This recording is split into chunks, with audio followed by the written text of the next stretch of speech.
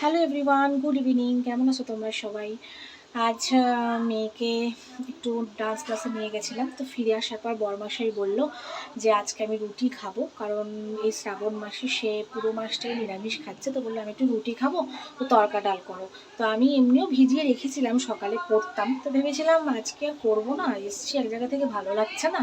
তো সিটি দিয়েই দিলাম। এই যে দেখতে পাচ্ছেন, দেখাবো তড়কা ডাল, এই যে তড়কা ডাল, আর সঙ্গে আমি কিছুটা কাঁচা ছোলা ভিজিয়ে দিয়েছিলাম। দুটো ডালকে একসঙ্গে মিক্সড করে কিভাবে রান্না করব আজকে ভিডিওটা সেটাই দেখাবো আপনাদের, সাথে থাকুন। কড়াইতে অলরেডি তেল গরম হয়ে গেছে, আর আমি দুটো তিনটে তেজপাতা এখানে দিয়ে দেবো।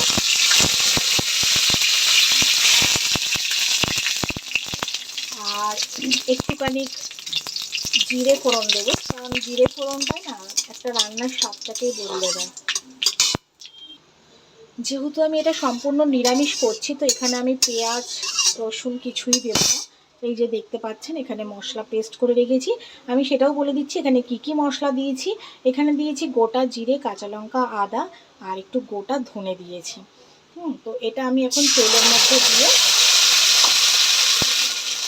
ভালো করে কষিয়ে নেব যতক্ষণ না এই মশলাটার গা থেকে তেল ছড়াচ্ছে।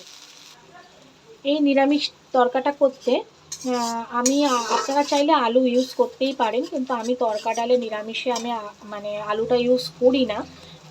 ডিমটা, আর যদি আমিষ হয় তাহলে তো সেক্ষেত্রে ডিম বা চিকেন ছোটো ছোটো করে, চিকেন মাটন ছোটো ছোটো করে দেওয়াই যেতেই পারে, বা চর্বি। কিন্তু আলুটা আমি দিই না। আপনারা চাইলে ছোটো ছোটো ডুমডুম করে আলু কেটে সেটাকে হালকা ভেজে তুলে নিয়ে আপনারা করতেই পারেন। তো বন্ধুরা, দেখতেই পাচ্ছেন অনেকটা কষে এসছে মশলাটা, আর তেলও ছাড়তে শুরু করেছে। এবার আমি পরিমাণ মতো লবণ দেবো। প্রথমে বেশি দেব না, প্রথমে 1.5 চামচ মতো দিলাম, পরে দেখা যাবে, লাগলে যে যার স্বাদ মতন দেবেন। আর এখানে দেখতে পাচ্ছেন ছোট চামচের ওই 1 চামচ মতো একটু হলুদ দিয়ে দিলাম। এবার এটাকে ভালো করে মিশিয়ে নেব মশলার সাথে। এই মশলার মধ্যে আমি একটু সামান্য চিনি দিয়ে দেবো, কারণ এটা আমার মায়ের কাছ থেকে শেখা। মাংস বলুন বা যে কোনো কিছুতে মশলা কষানোর সময় যদি একটু চিনি ছিটে ফোটা দেয়, তো কালারটা মশলার দারুণ আসে, দেখতেই পাচ্ছেন। তো বন্ধুরা, আমার মশলা কষানো কমপ্লিট। আর এই যে দেখতে পাচ্ছেন প্রেশার কুকারে আমি যে সিদ্ধ করে রেখেছিলাম, তো এটা এবার আমি কড়াইতে দিয়ে দিচ্ছি। দেখতে পাচ্ছেন কাঁচা ছোলাও মিক্সড করেছি। এটা আমি আজকে প্রথম এইভাবেই করছি, কাঁচা ছোলা দিয়ে আর তড়কা ডাল দিয়ে একসঙ্গে একটা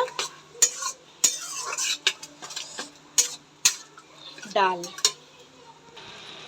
তো বন্ধুরা, দেখতে পাচ্ছেন তড়কা ডালটা প্রায় মানে কি বলবো, মাখা মাখা হয়ে এসছে, কষানো হয়ে গেছে। এবার আমি জল দেবো। তো তার আগে আমি একটু, এই যে দেখতে পাচ্ছেন সানরাইজের চানা মশলা দিয়ে দেবো এর মধ্যে। চানা মশলা আপনারা চাইলে নাও দিতে পারেন, আমি দিলাম কারণ আমার বেশ ভালো লাগে চাট মশলা, চানা মশলা, একটু এরকম টাইপের ডাল বা একটু কোনো কিছু কষা কষা আলুর দমটম করলে তার মধ্যে আমি দিয়ে থাকি। আপনারা চাইলে দিতে পারেন, না চাইলে স্কিপ করতে পারেন। তো বন্ধুরা, আমি এবার জল দিয়ে দেব। আপনারা আপনাদের পরিমাণ মতো জল দেবেন। আমি একটু দিলাম কারণ যেহেতু রুটি দিয়ে খাওয়া হবে, তো অনেকটা জল দিইনি, তবে আরেকটু সিদ্ধ হতে লাগবে বলে সামান্য, বেশি একটা দিইনি। তো আপনারা চাইলে আপনারা পরিমাণ মতন, কেউ যদি ভাবেন একদম শুকনো করবেন তাহলে একটু কম দেবেন। আমি একটু হালকা মানে গ্রেভি রেখেই হালকাভাবেই করব, কারণ আমি একটু ঝোল রাখবো, কারণ বাচ্চাটা খাবে, তো রুটি দিয়ে বেশি শুকনো হয়ে গেলে গলাটা শুকনো শুকনো লাগবে ওর।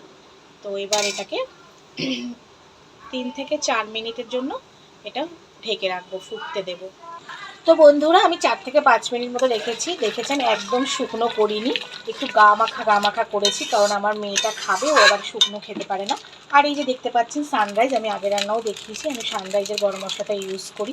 এটা ছাড়া আমার কোনো গরম মশলাই ভালো লাগে না, এটা দারুণ স্বাদ। তো ওই লাস্টে যে গরম মশলা দিয়ে দিলাম। তো হয়ে গেল আজকে আমার তড়কা ডাল, নিরামিষ তড়কা ডাল। আজ আমার এই নিরামিষ তড়কা কমপ্লিট হয়ে গেল।